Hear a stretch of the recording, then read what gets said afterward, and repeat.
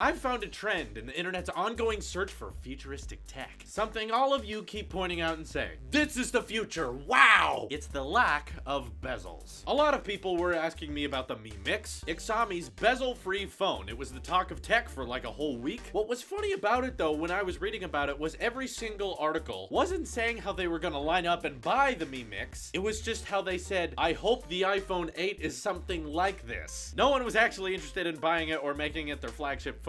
They just liked the fact that it didn't have bezels. And that was about it. The other recurring question that's come back around again for some reason is, what do I think of the rumored 10.5-inch iPad? What do I think? I think I made a video about it not too long ago, back when the rumors were first blossoming, and I was like, hey, this is what it could mean. It could mean thinner bezels. It could just mean a slightly larger iPad for no reason. And everyone in the comments said, why are you talking about this? Where did you read this? This isn't relevant. Well, I guess I am relevant. I was just a little too early for it, because now it's coming back around, but no one seems to remember that I've already talked about it. Guess y'all should believe me more often. Why though are people excited about this upcoming iPad? Because it could mean an edge-to-edge display, killing those bezels, which would be a redesign for the iPad, which frankly is very rare. We stuck with the style of the iPad 2 for quite a bit. Then we've kind of made the iPad Air work on both 12.9-inch devices and 7.9-inch devices. We've kind of kept that two thin bezels, two slightly thicker bezels look for a while, and we haven't really changed from that. And for the longest time, everyone's still talking about the iPhone 8 and how awesome that's gonna be because it's the 10th iPhone, which means it'll have an edge-to-edge display, right? And that makes it cool. Probably a very, very similar design to the Galaxy S phone, which have been the first to adopt a curved display on the edges. That does look amazing. Back when I had my Note 7 as my daily driver, it was really cool to have a phone that basically had no bezels. Plus, I can understand why you might want change in all of our daily products because, yeah, they're kind of all looking the same. So yes, we're all obsessed with killing those bezels. Can you imagine these days? Sheesh. But there's gotta be some sort of,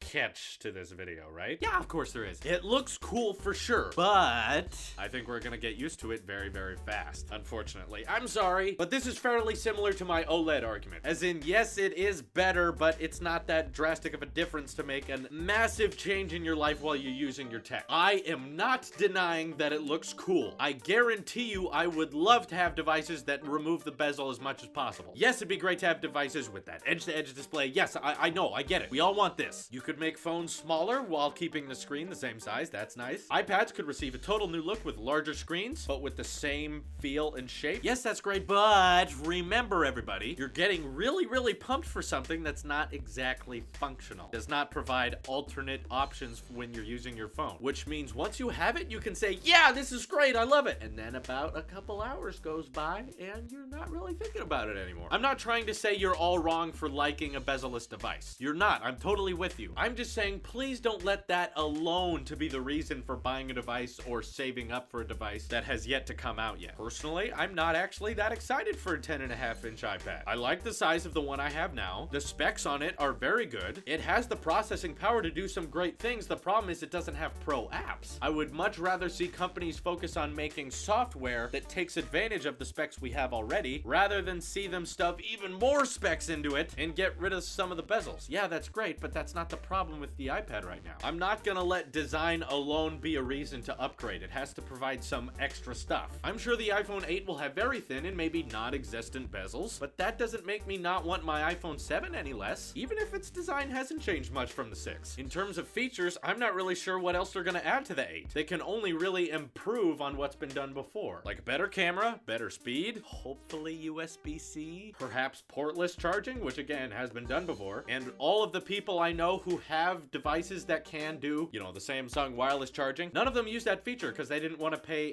$80 for a pad, and plugging something in doesn't take that long. And I'm sure Apple's charging pad would be like $100. But everyone is just focused on the fact that it's going to look different, and that's why I'm saving up for it. That's why I'm not buying the 7, I'm going for the 8. This evidence is especially apparent with the Mi Mix, which got so much attention for basically removing the top bezel of the phone, and people love the fact that it was a huge 6.4-inch display, but no one brought up the fact that it only has 362 pixels per inch, which is sort of a step backwards for phablets. Galaxy phones have all kind of moved to Quad HD, which Android users are always telling me is far better than my HD iPhone. My iPhone has a 401 ppi, but it's only 5.5 inches, so it's a bit more dense on the device, instead of a massive 6.4 inches. As long as it looks cool, right? So I'm just excited as you guys, don't get me wrong, but don't dwell too much on just killing bezels. That's not a feature. That's an improvement that's welcomed, but don't let that be the deciding factor. This is your Apple Sheep here, and I will see you in the next one.